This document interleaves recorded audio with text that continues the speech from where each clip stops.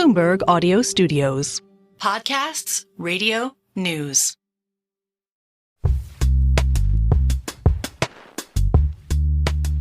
I honestly believe that part of the equation that wasn't in our control was the mass general public and the business sector not ready for women.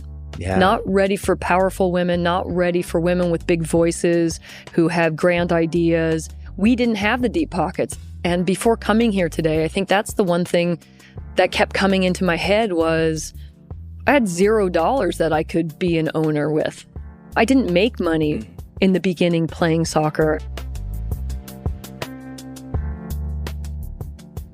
So Alex, Brandi Chastain, I mean, so many superlatives around her. Two-time Olympic gold medalist, two-time World Cup winner.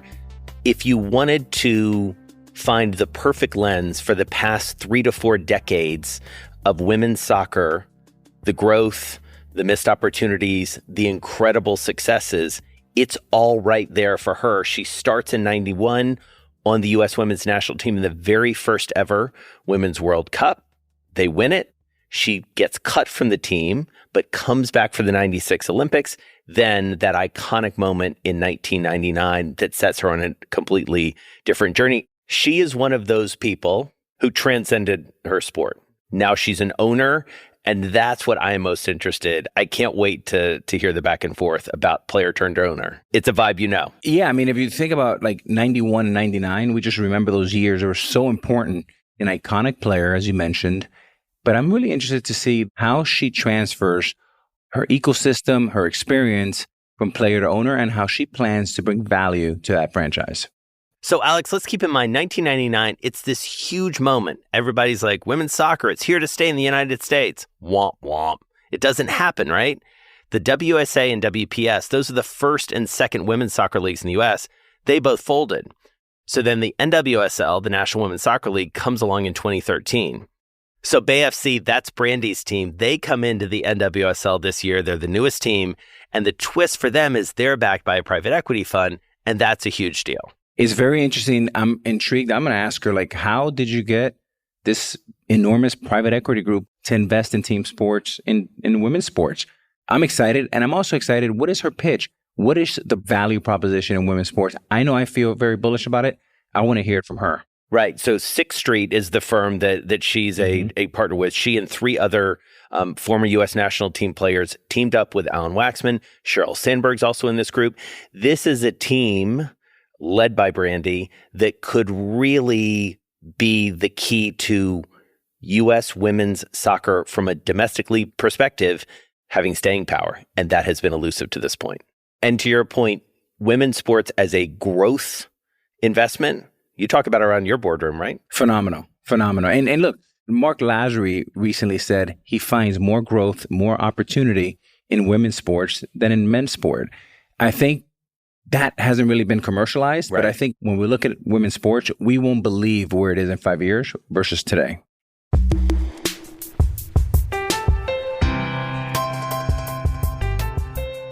On this episode of The Deal, Brandi Chastain.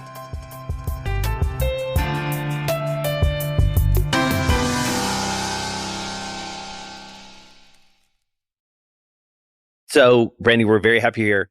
Let's start, if you don't mind, introducing yourself and what you're doing these days. Sure. My name is Brandi Chastain. I am, I'm not sure how to introduce myself in terms of my title. I'm a co-founder of the Bay FC, the newest expansion team in the NWSL. I'm one of 4 founding women, and I'm born and raised in San Jose, California, which is right in the heart of Silicon Valley and the Bay Area. So that's my secondary title, too. I'm a mom and a grandmother and a wife, I guess. And a pretty good soccer player. And back in my day. Back in the day.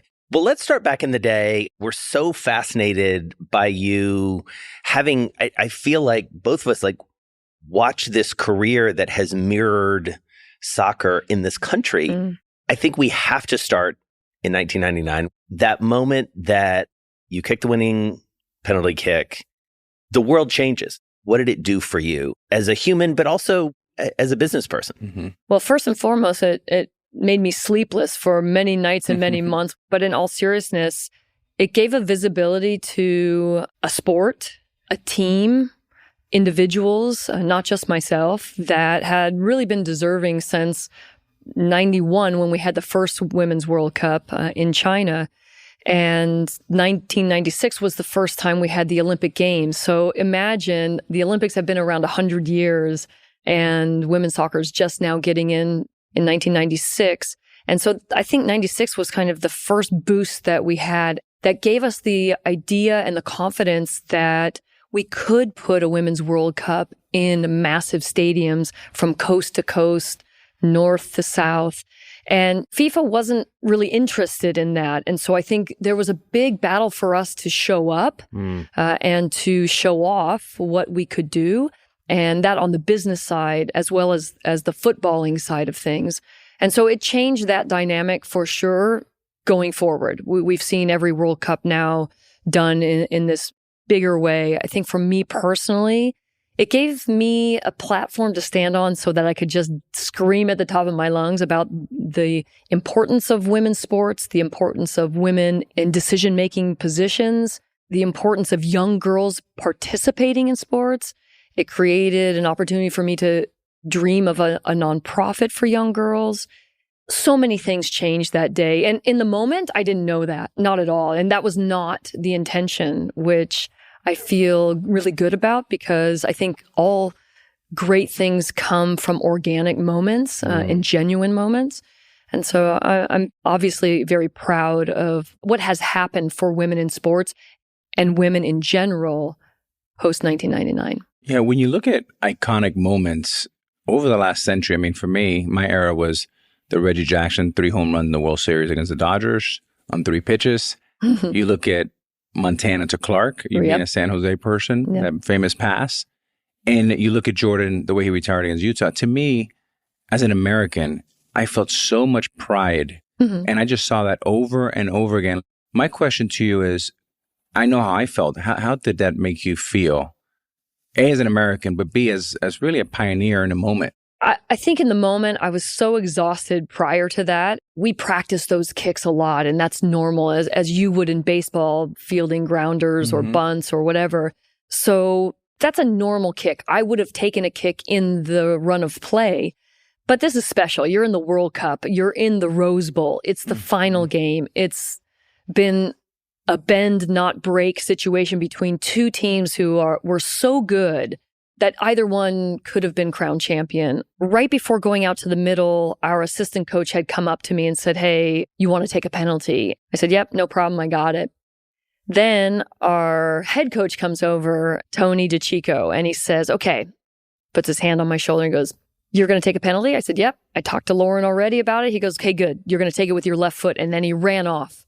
So I didn't think about it because I practiced them in practice, no problem. But later, after the kick and after everything sort of took a beat, I'd never taken a penalty with my left foot in a game. Wow. And now we're in the World Cup final. You know, it'd be like, hey, step up left-handed and hit. Right. So I think in that moment, what jumps off the page for me is this concept that I try to share every time I have a meeting with a young person on the sports field or in a big group of business people, is that we all have tools. And sometimes we get stuck in using them in the same manner that we always have used them. But we're so much more than that. And we can really turn those tools to work in different ways. I honestly think there's a great, just as a fan and as a former athlete, I think for our viewers and listeners, I think there's a great coaching and teaching opportunity. Before your coach says, hit it with your left, where was from 1 through 10 your confidence level? And then when he tells you that in real time, what does it do to that number? Yeah, I think my confidence was 10. And it was probably 11 after he said that. And the reason being is, again, earlier in my career, my position was goal scorer. That's all I woke up thinking about. That's what I went to bed thinking about. After the 91 World Cup, I was cut from the team and I spent 4 years away from the national team. And Tony brought me back and he changed my position. And so I trusted this man and this coach implicitly. So if he said something to me, he was telling me that because he believed that I could do it. And so my confidence was always very high when he put me in uncomfortable positions or unusual moments. And so I think I was exhausted as well, Alex, to be fair. But in all honesty, I think that's the narrative of a coach in young player's life is so important. And if we get that right, people can blossom into just about anything. In a weird way, Jason, like, it's funny because I'm thinking about my World Series moments. You being a little exhausted probably helps because it kind of you just want to survive and it keeps you in the pocket. If you're not tired, you might be a little bit too energetic and too high. So that's interesting. Yeah. And so the expectation for women's soccer just explodes at that point in that like media barnstorming tour, everything that happens after that. What was your expectation for women's soccer as a business?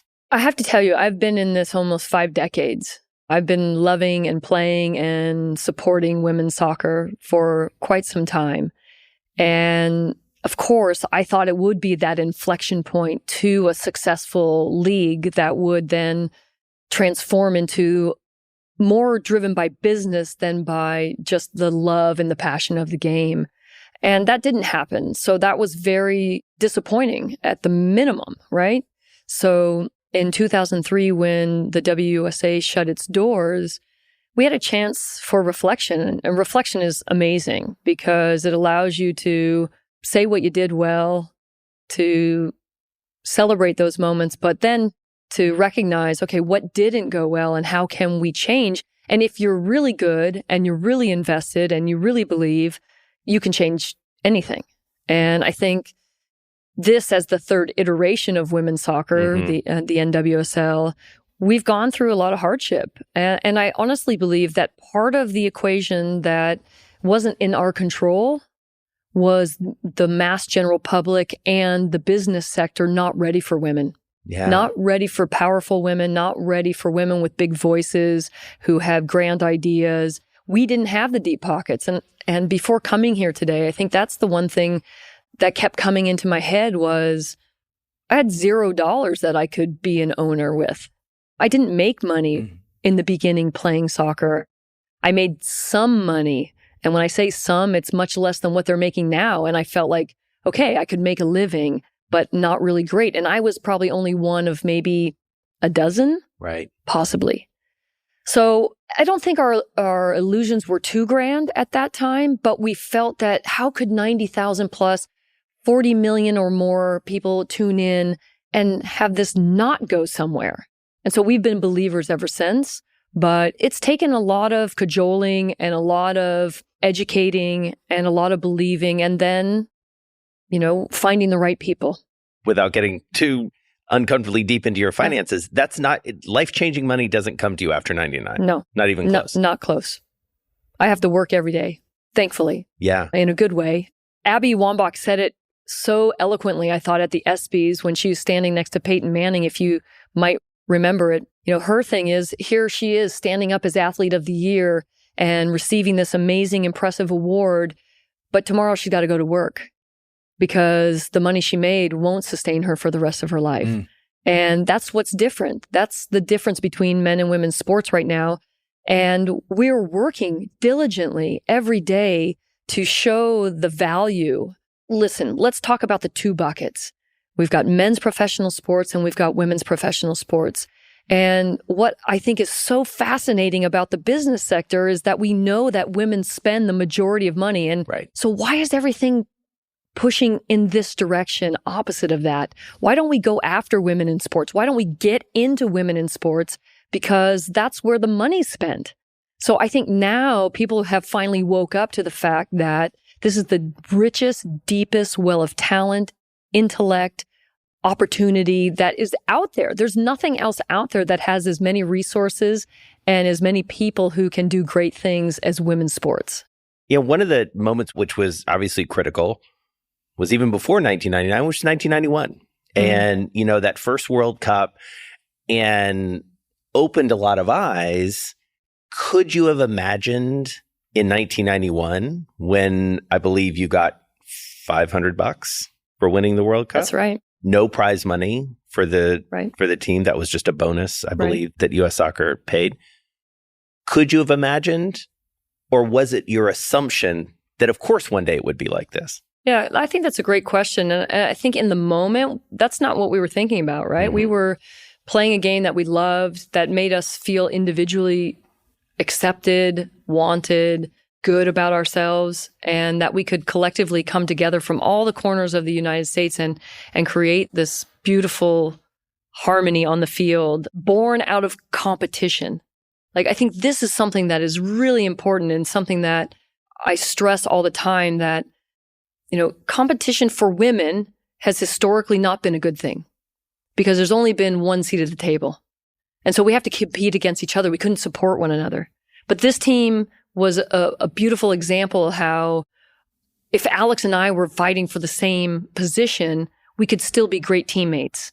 And we had that. And I think that's why this team, and going forward into 1999, we were so successful. How critical that is. There's enough out there for all of us, and we can support each other in that way. And I think going forward, that really is going to be a part of the landscape for women's sports. But thinking back to 91, you know, we weren't thinking about big contracts. I mean, we were thinking U.S. soccer needs to do better, without a doubt. We had great captains in Carla Overbeck, Julie Foudy, Michelle Akers. And we fought for contracts. Honestly, U.S. soccer, they put our back against the wall in 96 or 95 after the World Cup. And basically, the players were willing to give up the Olympics, the first ever Olympics in Atlanta, for a better contract. Not for then, but for the future. And we stood our ground and we got better, which was still not good enough, but it was a move in the right direction. But 91 was the first opportunity to display what we were doing on a big scale, and for people to look and say, something is going on, and we could put 60,000 people in a stadium in Guangzhou, China, and put out two great products and have the game be excellent. So, Brandi, Jason asked you about 99, and that was in like the moment that changed things for you. When you take a step back, over the last 5 years, I've seen some real movement. And you see Caitlin Clark going off, and you do. What are maybe one or two, three things that have happened that all of a sudden you have big private equity firms, institutional capital, trying to pour money into women's sports? Yeah, I would say moments like Caitlin Clark looking at collegiate women's sports. I think Nebraska held a volleyball game inside of the football stadium, and it got 90,000 people. Mm-hmm. I mean, that moves the needle. I think you look at Women's World Cup. Again, the U.S. won back-to-back World Cups, 2015, 2019. You know, how big can this World Cup be? And what is the potential for selling sponsorships and broadcast rights? It's changed.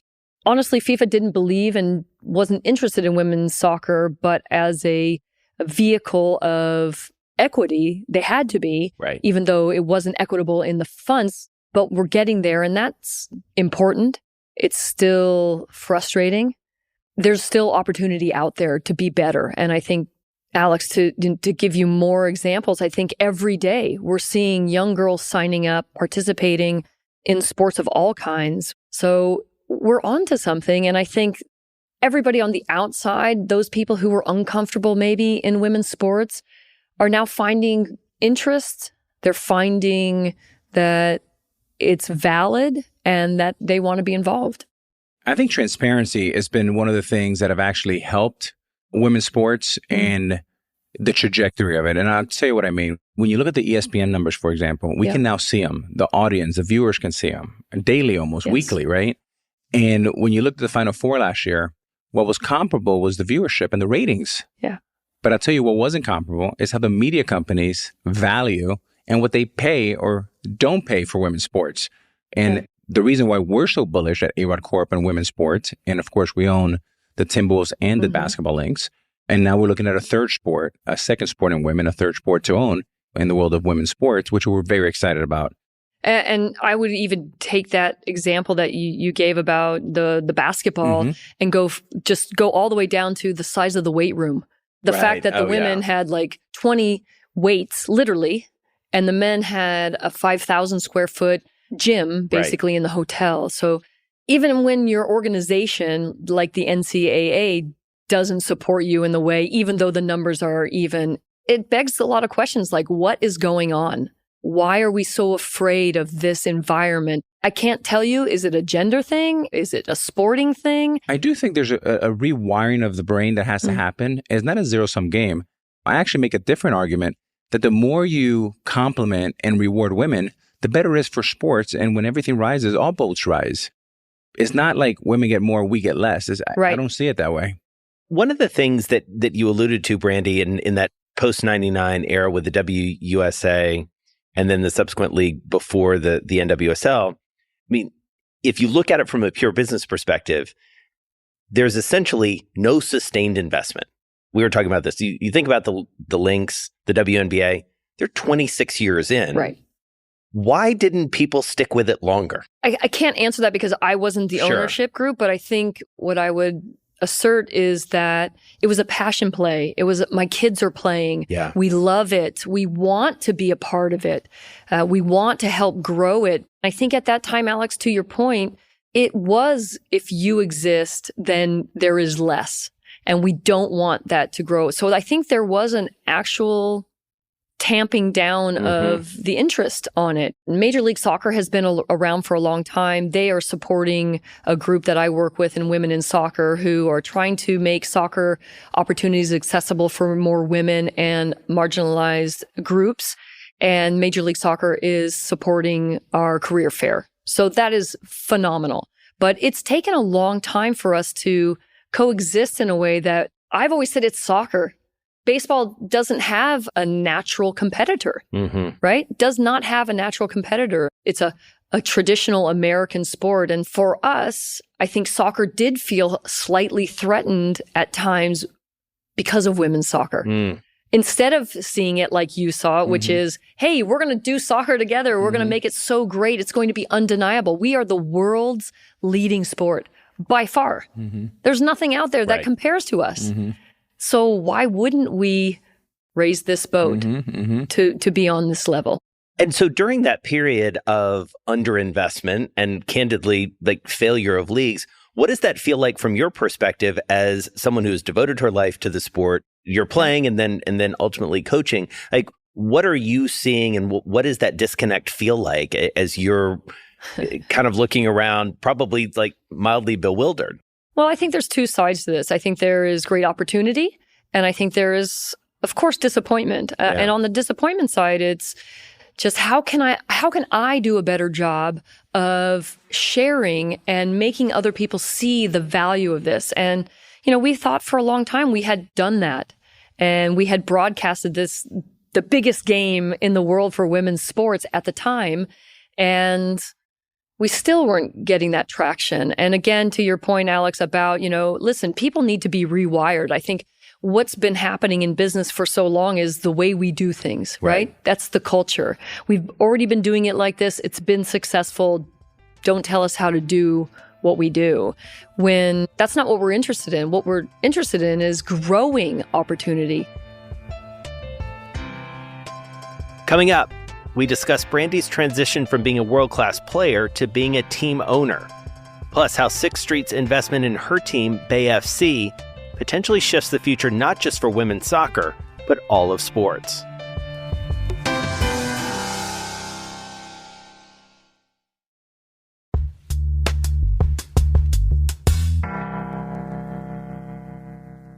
Imposter syndrome. Is there something there for you that when you walk into an owner's room with all these smart people, private equity, institutional capital, is there an imposter syndrome for you as an athlete? I would say that there's a level of understanding who I am. I don't have an MBA. I don't have a private equity firm, but I know this game and I know the segment and I understand the history. And so I'm valuable.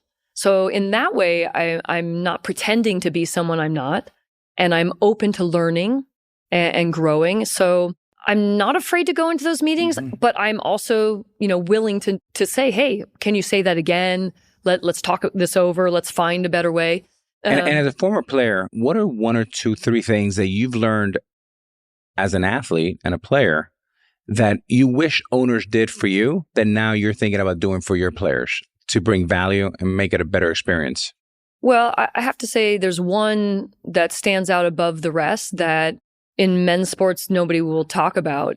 safety of the player it has been the priority. And I think if you looked across the board in business, in sports or otherwise, safety has always been an issue for women. Whether that's safety of speaking out, whether that's safety being by yourself, whether that's walking to your car at night, whatever it is, safety is important. What is the culture of the environment, and do they support women? I'm going to say full stop. Safety is far and wide the most important. And clearly that's at the core, has been at the core of the discussion around the NWSL. Yes. This is a league that almost became the third failure, right, because of a gruesome, for lack of a better term, very widespread scandal across the league that led to the commissioner, stepping down. I have to think something starts to form in your head. Conversations are happening. Take us back to that moment. Right. I think as those things are happening, obviously your head goes right to the players. And how could this happen? Because as guardians or stewards of the game, my generation, how didn't we change this? How did we let this happen? So I think there's a little bit of responsibility. Then I think the thoughts go to, how do we make it better? And what kind of influence can I as an individual have, or my collective group of 99ers have? And when Angel City was coming to town, myself, Allie Wagner, Danielle Slayton, Leslie Osborne, the other three core founders. Four. Yeah. Oh, I like that. Okay, I will say you said it first, but I might have to go forward with that. We said, why? We have a historical significance in women's soccer here, and yet we don't have a team. We have to do something. All of a sudden started the gears churning a little bit harder and faster and reaching out to people. And ultimately, when we met some good business folks, they said, money will be the least of your worries. Really? I chuckled because I'm like a decade older than these other three, thinking money's always been the problem. Right. Always been the problem for us, because either we get it and we don't know how to spend it. And the league actually historically did not invite private equity to the table. And so we're game changers a little bit in that way. And that's a good thing, right? We're getting ourselves to look at ourselves and say, why? And answer that why question. And then move forward to, how can we then change the landscape altogether and make our league even better?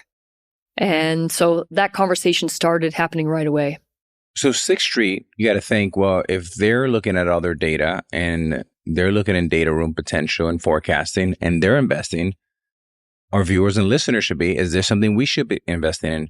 But how does Brandi and the core four, as Jason tagged you guys, how do you get on the table with 6th Street? Everybody wants to get on the table with them. Why you? How'd you make that pitch? Yeah, great question. And I'm not sure I know all the parts, but I think being locals was very important. Yeah. We had other relationships with the likes of Sheryl Sandberg, who obviously we know her from a different space, but just, a woman in business. I think also, and honestly, at the grassroots level, kids playing soccer. Alan Waxman's kids are involved in youth soccer. Alan Waxman, the co-founder and CEO of 6th Street. Sorry, I appreciate that. And I think they have investments in international professional leagues. And so they understand the game. And to your point about data, they see how that's driving a lot of significant monetary decisions and valuations. And so now is the right time.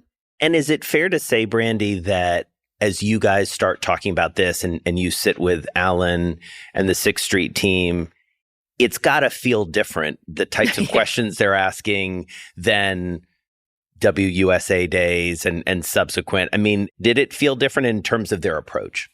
Well, there's no even comparing what has happened before with what is happening now. So it's almost a moot point. We don't need to discuss it because it's so insignificant what we were doing back then, with the exception of the fact that we were still doing what we believed for women's soccer was the right thing, which was putting it out into the mass public in a professional landscape. And like many other innovations, the first time doesn't usually end in the final product. Yeah. So it was necessary for WSA and WPS to exist before. But no, sitting in a boardroom with Sixth Street and going through sheet after sheet of, necessary information. And to your point about, how the data is driving everything, and really how even to pick players and to line up players. And as a old school person, like I have to fight data every now and again, because I know with my eye, I can tell you what I see and what I know to be valuable. But in the bigger market scheme, Sixth Street's excellence will rise above and allow us to make some good decisions based upon things that we didn't have access to in the past. And I think it's worth pointing out. I mean, you're sitting in, owners' meetings all the time, Alex. I mean, this notion is radical. A private equity firm coming in. It's the first time in U.S. sports history that an institutional investor has been the majority owner. This has never happened in the NBA, NFL, MLB, elsewhere. I have to think, I'm turning to you for a second, but that must feel radical to you from the outside in, and has the potential to change how sports investment overall happens, right? It changes everything and is radical in one sense, but it's really a validation. But to Brandi's point about some of the things I did as we fight data sometimes because data is important, but it's not the gospel. It's a guide, not a gospel, right?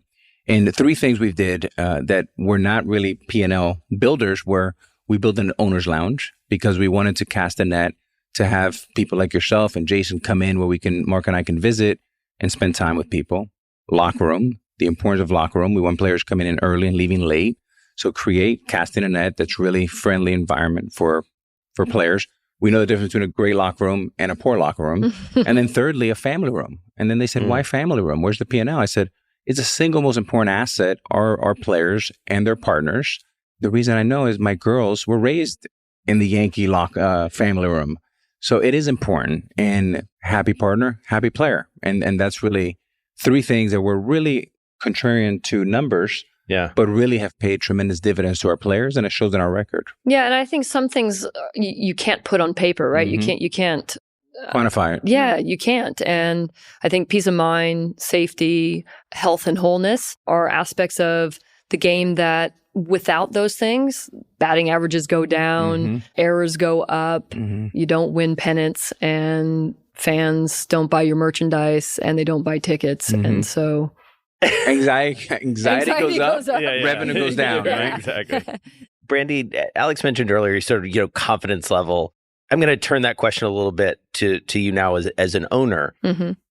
It feels like something important is happening with the NWSL. You look at the numbers alone, $53 million expansion fee that you guys paid, record, $125 million you're investing into this team. That's setting a new standard for other teams that are going to come into the league. Boston is coming in, I believe, that a year or two after you guys do. What is your confidence level as an owner that this time it's going to work, that this time is different? Well, I think now we can look back over 10 years, like you're talking about, like what are the data points over the last 10 years? And we've seen it growing. We now have an ownership in Kansas City who has built the first ever women's sports-specific stadium. That's unbelievable. That will preview in Kansas City this season. We have more teams than we've ever had. We've had larger media buys than we've ever had in the past. Players from around the world, the best players around the world are coming to the NWSL. Coaches from around the world are coming to our league. So what started out as obviously a young girl's dream is now manifesting itself in a proper business forum. And we get to now, again, expand what women's soccer can do. And I'm very excited about that because I want to change FIFA at the same time as we're changing the landscape here in America about traditional sports. Like, that's radical. Baseball, of course, traditional American sport. American football, traditional American sport. Basketball, traditional American sport. Women's soccer, traditional American sport. I'm so bullish on making that a part of the landscape. Like, you can't say American sport without saying women's soccer. I think that's critical to the future for me. It is this fascinating moment for the global game. Yes. Right? We came out of a World Cup, which was quite disappointing for those of us who are U.S. fans and fans and former players who have been at the pinnacle. How do you hold on to that? I mean, the world is, to your point about the American game, world's catching up. It's interesting, though. I'm going to say, everybody's saying the world is catching up. The world has been ahead of us in soccer since inception of the game. Right. So we really, I think, caught early momentum because we were very fortunate to live and be in the United States of America with Title IX. Blessings to Billie Jean King and the generation of women who fought so hard, and those lawmakers who enacted Title IX in 1972, because that changed the landscape. That allowed federally funded money to be spread across the board, and to get an education meant that you could also play sports. Now, not everybody was in compliance, so it didn't work perfectly in the beginning, but now it's changing. Yeah. And now we have so many women who are graduating as doctors and lawyers and whatever else that they want, while also playing sports. The world isn't catching up to us. We have thrust ourselves into the soccer landscape in a way that nobody else could in the world. Interesting. And we did it really well because, I think, of what is so special about our country. What is so special about our country is we have people that are sitting right here together that look completely different. We come from different places. We may have our history or our heritage, may have spoke different languages, but they came to America and they brought their best parts. And they worked hard, they became successful, and now the community grew. And the way we saw soccer at the beginning for women was, we like what Spain's doing, we like what Japan's doing, Brazil, England, Norway, and we put it all together. And we were unafraid to say that. And we liked how that was kind of this melting pot of things. We are still new to soccer in our country compared to the world. We just found a way to do it better in the beginning. And now we have to be able to sustain that. Right. So how do you do that? I think you have to have the right people. I think people matter. And again, I think that's a diverse approach, not just gender, not just color. We have to have voices that come from all over, and we have to be comfortable in that. To me, that gives confidence to an organization. If you are diverse, you have a chance to grow in ways that institutions or organizations just can't. Mm-hmm. They can't understand. One thing that I'm curious about is where you look to for inspiration. And I might turn this on you in a second, Alex, too, because obviously playing a different sport from the sport you're now an owner in, where do you get inspiration as you think about building this new team? Well, number one, I'm inspired by every environment I'm in. But I think, again, we're in Silicon Valley. The ideation and the innovation that happens here changes the world. And we want to be a leader globally in changing the way women's soccer, women's football is consumed, celebrated, shared, viewed. And we want to come up with radical ideas. I think the word radical today is probably what we're most interested in, being different. Us four, we've been different our whole lives. People have always asked us, like, why are you playing this game? Like, what's driving you to stay in this lane? And I think we just saw something different, and we've always been different. So we have a chance to work with some executives at the Warriors or the Giants or the 49ers, and we value their experiences. We should absolutely sit down and listen and be like, okay, how does that help us? And I think we can help each other. I would imagine that those conversations are a lot easier in 2023, 2024 than they were 20 years ago. Yeah, I think there's a lot of education that's gone around the world about the sport. I think, we're pretty fortunate that we participated in the Olympic Games. Obviously, everybody values the Olympics in a different way than they do professional leagues.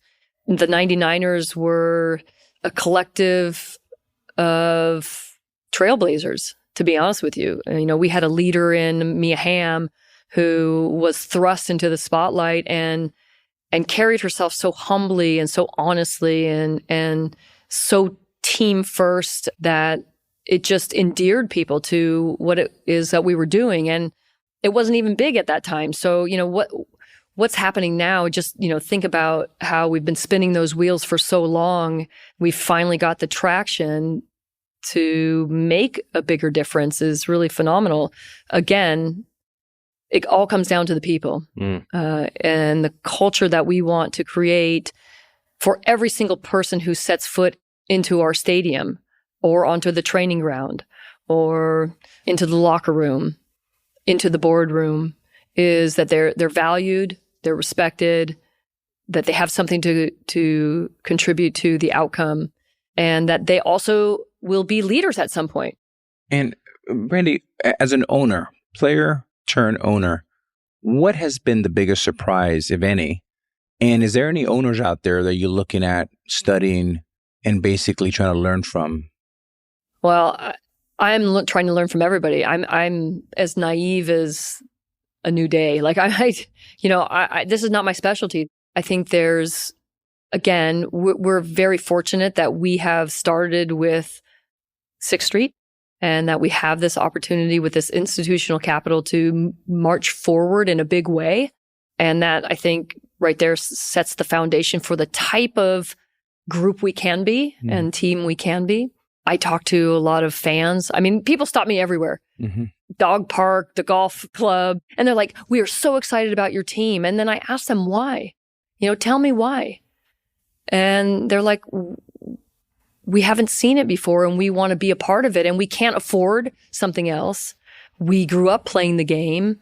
It reminds me of my childhood. I mean, so many reasons people want to be involved. And Brandi, there's a lot of athletes out there that are listening to you, that you're their role model. Yeah. What surprises have you seen that surprised you, that would surprise them as players, not as owners? Honestly, it's everything for me right now. We took our team down to Santa Barbara and we stayed in the most beautiful place. Like, the thought of that happening for women's soccer was never I would never think about that. But they deserve it. And so we should do that. The opportunity, Julie Foudy used to say this all the time. We'd come into the hotel and we'd have like one of those big conference rooms for the buffet breakfast or the buffet lunch. And it was the same old stuff and not great. And she just say, can I just have cheddar cheese? Please, just give me cheddar cheese, instead of the white cheese food, the American, right. That would have made things so much better. Right. So it's little things. Yeah, I'll tell you from personal experience, Jason and Brandi, I will tell you that I played for almost 23 years in the major leagues with 3 teams, Seattle, Texas, and the Yankees. And I took a lot of things for granted. I mean, life in the major leagues was outstanding. I mean, you show up, the locker room, you have all type of food, all type of cheese, white, red, yellow. Plenty of cheddar. You show up and you have clean uniforms. You go on the charter. You fly to a team. You stay at a beautiful hotel. You have per diem. You have all these things. And I never thought once, how does this all happen? How does a train run? Right. And now being on the other side as an owner, you realize all the work and all the people and all the commitment that takes to keep that train moving. It's been pretty an educational process for me. Yeah, I think also to that point, and I'm glad that you said that, because from our perspective, we didn't experience something like that to that degree. But I think the thing, again, that we noticed as a team in 99 specifically, and why this group is so special about, we all have to contribute to the outcome, right? And it doesn't matter if you're serving the food or you're picking up the balls or you're cleaning up after yourself. The amount of gratitude that you have for this opportunity and the people around you is paramount to anything. It doesn't matter what your job is. If you're the center back or the goalkeeper, you can still pick up the balls. Right. You can still move the goal. You can still say thank you very much for the meal that's just been served. And I think that awareness of the humanity that happens around professional sports, and my dedication and my deliberate shout out to my team and other teams in the NWSL is, we have to have a connection to the people who come to our stadiums, and they have to feel like this belongs to them. Yeah. That is what will happen here. And I hope that happens everywhere, because Alex, I know that people would love to be next to you. They'd love to get close to you, to get your autograph or to look you in the eye and you just smile. And then, that was me as a kid. I was waiting right here in San Jose, California for George Best to come out from the San Jose Earthquakes locker room and for me to be able to get a picture or to have an autograph. And most times it didn't happen. And I went away like, okay, maybe next time, I was enthusiastic about it, but it never happened. When our games were done or our practices were done and I had an opportunity to engage with fans, that's always a priority. Because at the end of the day, without them, an empty stadium means nothing. All right, Brandi. So you have a lot of young athletes, fans from all over the world. A lot of people want to be like you. They want to be a great Hall of Fame type player like you. They want to have abs like you. Hey, that was a long time ago, my friend. They want I got a big jacket on. An owner like you and follow your lead. How can someone who's out there, who's young, middle-aged, older, how can they be more like you? First, I think the number one important thing to remind these people is to be your best self, right? Trying to be somebody else will never work. You have to be yourself. You have to invest time, invest your time and know your craft and to be humble while doing it because it will, as it did for me, my whole career was not this straight line ascension to Olympic gold medals and World Cup championships. I was injured. I had 2 ACL reconstructions. I was out of the sport for 2.5 years injured. I was on the team. I was cut from the team. I was brought back, changed position. So I would say it's important to be yourself, to invest time in yourself, to understand that you will make mistakes and you will fall down, but you're going to be fine. You're going to get up and you're going to go after it. Be kind. Be kind and know that no one's perfect. And my mom, she gave me a saying when I was a kid, when things weren't going well, when I was injured and out of collegiate soccer for, like I said, those 2.5 years. She said, Brandi, find your yes. People are going to tell you no. And that is okay. Don't be afraid to ask the question. So that's what I would say to people. Find your yes. It won't always come easy. It won't always come in the way that maybe you've dreamt it, but it's out there and you can do it. I love that. Well, this has just been such a pleasure. Thank you for having us in your town. Yes. Best of luck with the season, with the team. What a treat for both of us. Thank you. Well, I would love to invite you to come to one of our games if you wouldn't mind. Say less. We'll be there. You tell me the date and I will give you the ticket. All right. Thank you so much. Yeah. And likewise to Minnesota. Thank you. Timberwolves and the Lynx. Thank you very much. I appreciate it.